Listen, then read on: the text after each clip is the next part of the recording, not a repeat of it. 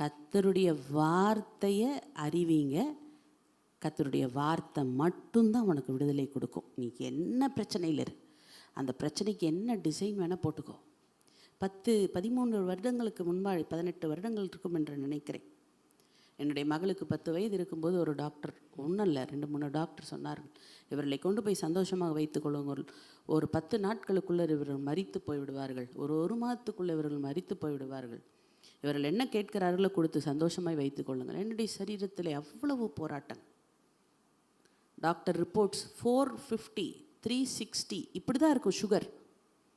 கர்த்தருடைய கிருபையிலே சுகர் இல்லை, இப்போ பிபி இல்லை, எதுவுமே கிடையாது. கர்த்தருடைய பிள்ளையே, இந்த வார்த்தை இல்லைன்னா இன்னைக்கு நான் இல்லை. இந்த வார்த்தை மட்டும்தான் எனக்கு விடுதலை கொடுத்துருக்கிறது. Daily hospital, daily injection. என்னை தெரிந்தவர்களுக்கு தெரியும். இங்கெல்லாம் வென்ஃப்ளான் போட்டிருக்கேன், இங்கெல்லாம் வென்ஃப்ளான் போட்டிருக்கேன், இங்கெல்லாம் வென்ஃப்ளான் போட்டிருக்கேன். நான் கதைக்கு சொல்லவில்லை, பிரசங்கத்துக்கு ஒத்ததுக்காக நான் சொல்லவில்லை, உண்மை பேசி கொண்டிருக்கிறேன். எல்லாவற்றிலும் நெருக்கப்பட்டேன், எப்பக்கத்திலும் நெருக்கப்பட்டேன். நான் ஒருவரிடத்திலும் போய் எனக்கு இந்த உதவியை செய்யின்னு நான் போய் நிற்க கூடாதபடி கர்த்தர் எனக்கு இரக்கம் பாராட்டி கொண்டிருக்கிறார். பிச்சையாக இந்த ஜீவனை கொடுத்து கொண்டிருக்கிறார். எது என்னை காப்பாற்றி கொண்டிருக்கிறது தெரியுமா?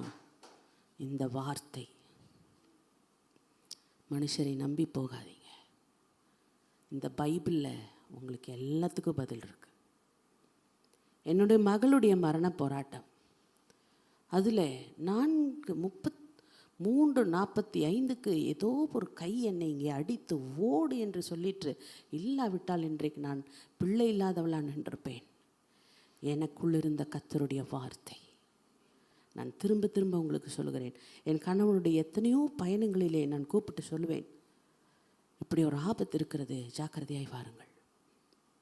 கர்த்தருடைய பிள்ளையே, இன்றைக்கு நீ என்ன நிலைமையிலே வந்திருக்கிறாய் என்று எனக்கு தெரியாது.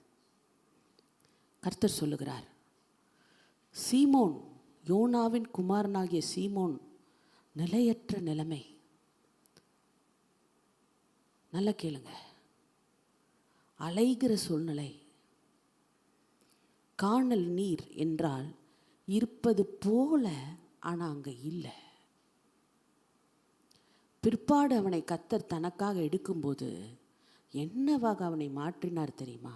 கட்பாறை, கண்மலை.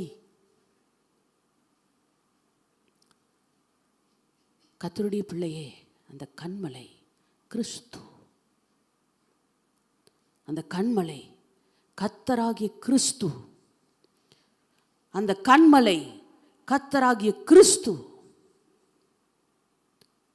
அந்த கிறிஸ்து நிலைத்து நிற்க வேண்டும் உனக்குள்ளே. முன்